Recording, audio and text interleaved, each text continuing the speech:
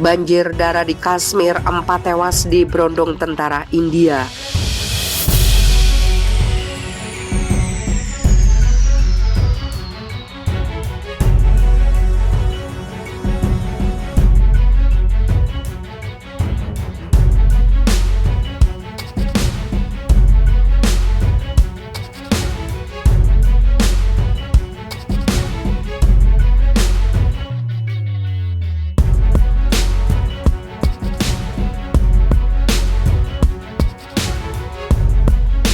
Baku tembak kembali terjadi di wilayah Kashmir yang dikuasai India. Hasilnya 4 anggota kelompok militan tewas tertembak timbah panas tentara India. Insiden yang berlangsung sengit itu meletus di desa Pinjura, distrik Shopian, sekitar 70 km sebelah selatan kota Srinagar. Namun belum ada rinciannya lebih lanjut hingga saat ini. Sejumlah laporan media lokal yang mengutip seorang pejabat menyebutkan bahwa mayat 4 militan yang tewas telah ditemukan dan identitas mereka telah dikonfirmasi. Selain itu, operasi pencarian telah dikerahkan di daerah tersebut untuk menemukan para militan lainnya. Sebelumnya, sebuah tim gabungan dari kepolisian setempat, 44 pasukan senapan Rastria Angkatan Darat India dan pasukan polisi cadangan meluncurkan operasi penjagaan dan pencarian untuk mendapatkan informasi spesifik mengenai keberadaan para militan di daerah tertentu. Ketika tim gabungan itu mendekati lokasi yang dicurigai, para militan yang bersembunyi menembaki mereka yang kemudian dibalas oleh tim tersebut hingga memicu baku tembak.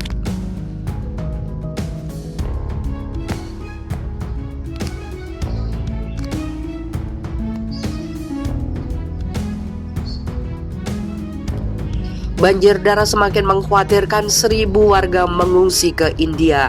Lebih dari 1.000 orang melarikan diri dari kekerasan pertumpahan darah di Myanmar dengan menyeberang ke negara bagian Mizoram, India. Seorang anggota parlemen India mengatakan eksodus itu dimulai sejak akhir Februari. Jumlah itu kemungkinan akan meningkat lebih lanjut. Anggota parlemen dari Mizoram, K.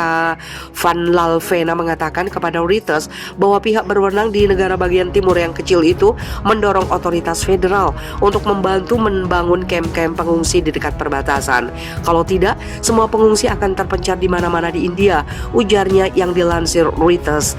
Eksodus orang-orang dari Myanmar ke India dimulai beberapa minggu setelah junta militer Myanmar melancarkan kudeta terhadap pemimpin sipil Aung San Suu Kyi. Kudeta ini memicu gelombang protes berdarah ketika orang-orang yang menuntut kembalinya pemerintah sipil pimpinan Suu Kyi ditembak mati oleh pasukan keamanan junta. Kelompok aktivis mengatakan setidaknya 234 orang telah terbunuh sejak kudeta kemarin dimulai, dari ribuan lainnya telah ditahan. Militer Myanmar mengatakan bahwa mereka hanya menggunakan kekuatan bila diperlukan.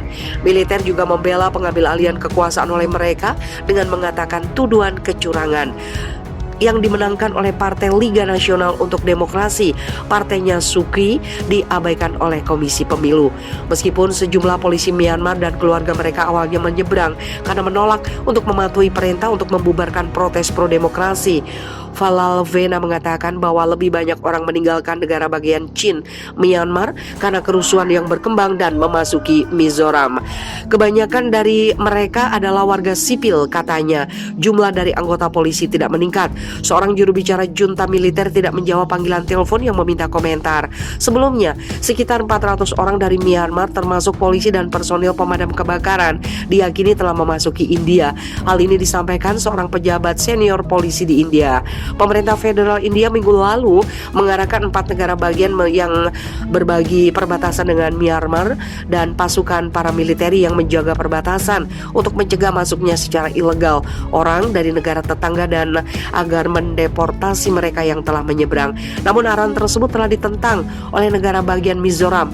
Kepala Menteri negara bagian setempat, Zoramtanga, pada hari Kamis menulis kepada Perdana Menteri India untuk mendesak agar pengungsi dari Myanmar diberikan suaka.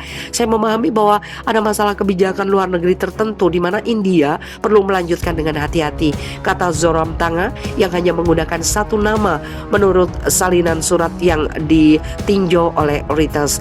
Namun krisis kemanusiaan itu tidak bisa kita abaikan.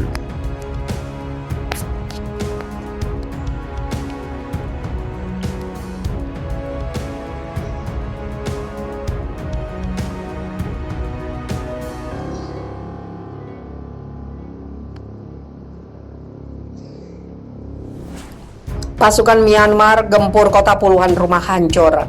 Pasukan Myanmar menggempur sebuah kota yang bergolak hingga menimbulkan kebakaran yang menghancurkan puluhan rumah serta kantor Badan Amal Save the Children. Negara Asia Tenggara itu berada dalam kekacauan sejak kudeta militer pada Februari dengan lebih dari 1.200 orang dilaporkan tewas dalam tindakan keras pasukan Myanmar terhadap para demonstran anti kudeta.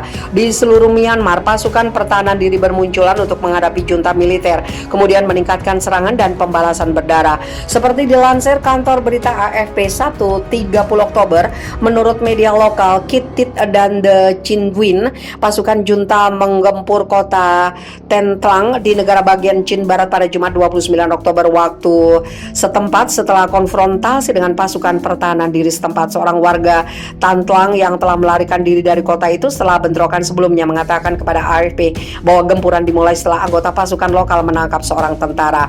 Segera setelah itu terjadi artileri berat ditembakkan, katanya, seraya menambahkan bahwa dia telah mendengar antara 80 dan 100 rumah telah hancur. Kami tidak tahu apakah rumah terbakar setelah terkena artileri atau mereka yang membakar rumah itu.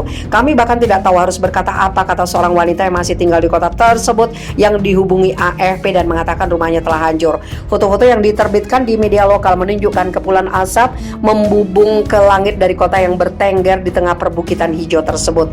AFP tidak dapat secara independen memverifikasi laporan dari daerah terpencil. Setidaknya 100 bangunan diperkirakan telah hancur sejauh ini akibat kebakaran yang dilaporkan terjadi sekitar pukul 11 pagi setelah penggunaan senjata berat, kata Save the Children dalam sebuah pernyataan.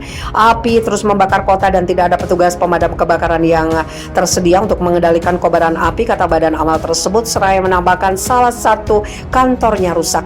Sebagian besar dari 7.500 penduduk Tantlang telah meninggalkan kota itu saat bentrokan bulan lalu. Banyak yang melarikan diri melintasi perbatasan ke India. Save the Children mengatakan kota itu sebagian besar kosong ketika gemburan terjadi pada Jumat 29 Oktober. Stafnya telah pergi setelah kekerasan sebelumnya.